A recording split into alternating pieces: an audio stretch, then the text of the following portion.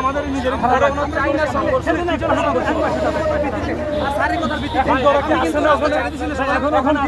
Meeting করতেছে না। স্বরাষ্ট্রের সাথে দেখা হয়েছে না কেন হয়েছে? হ্যাঁ কি হয়েছে এটা আসলে শোনো। এখন রাস্তা ব্লক কেন বসে থাকবে ওখানে কথা আমরা শুনে ওখানে আমি বলি একজন উপদেষ্টা কয়েকটা মন্ত্রণালয় দেখেন আজকে সহমন্ত্রণালয় হয়েছে শ্রমিকদের আন্দোলন নিয়ে এখনো লাইভ দেখাচ্ছে টিভিতে। তো আসিফ মাহমুদ থেকে স্বাধীনতা 24 সালে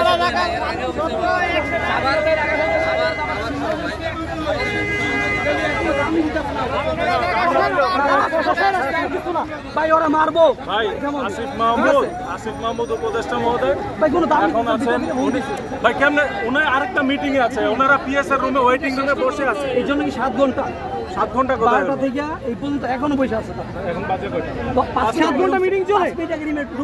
রুমে ঢুকছে। এখন কি রাস্তাটা ছাড়া যায় না? রুমে তো ঢুকছে না ভাই। এখন চারবার বলছে আপনাদের বিষয়ে একটা কথা বলা হচ্ছিল যে তাই না এখন যেহেতু মিটিং হইতেছে আপনাদের কাছে আমরা সময়টা রাস্তাটা ক্লিয়ার করো না ভাই। এখন এই সময় দেওয়ার অধিকার আমার নাই। ভাই মামুন ভাই আমি তোমাদের সেরা বলতেছি পরে আমরা হামলা করব।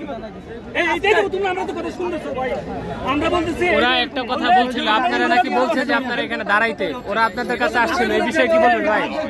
রাস্তাটা ছেড়ে দাও। সাধারণ মানুষ সাধারণ জনগণ আসার মতো তুমি দিকে বাঁচাও। নিজে বাঁচবে না তোমাদের বাঁচাবো সেজন্য ভাই এখন একটু ছেড়ে দাও। এখন অফিস ছুটি হয়েছে এখন একটু ছেড়ে দাও। এদিকে আসো ছাত্ররা আসো এদিকে ছাত্ররা আসো। আমরা চলো চলো চলো সবাই চলো সবাই চলো আসো না ভাই আপনারা একটা লেনে তো ভারী পাস করতে পারেন। একটা লেনে পাস করতে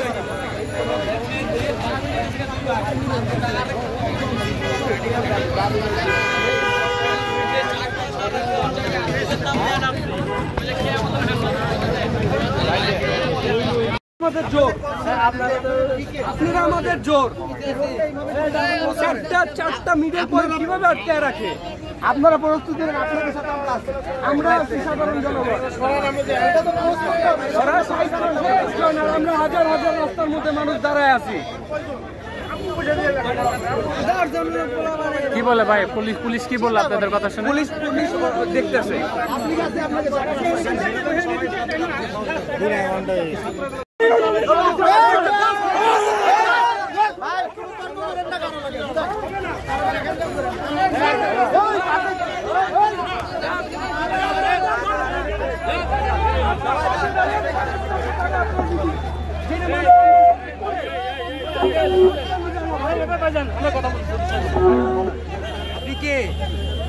আমি জনগণ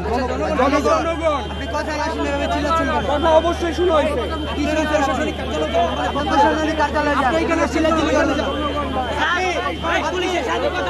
পুলিশের সাথে